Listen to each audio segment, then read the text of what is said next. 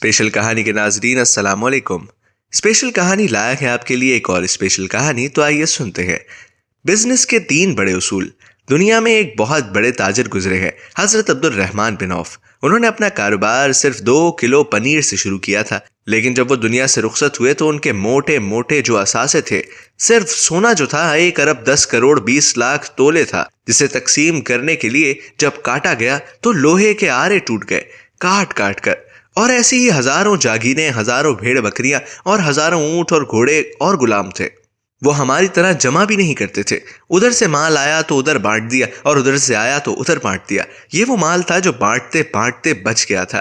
جب ان سے کاروبار کی ترقی کا راز پوچھا گیا تو انہوں نے فرمایا، میں 3 کام کرتا ہوں۔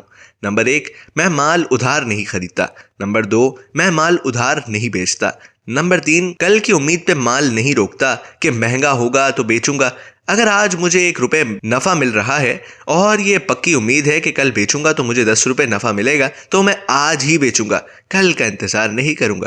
سب سے بڑی بات، اس کے باوجود دنیا میں ہی جنت کا ٹکٹ لے گئے، اور وہ بھی آپ صلی اللہ علیہ وسلم کی زبان مبارک سے، اور قیامت تک کے تاجروں کو ایک راستہ دے گئے کہ تجارت پہ مال کے ساتھ ساتھ جنت کیسے حاصل کرنی ہے۔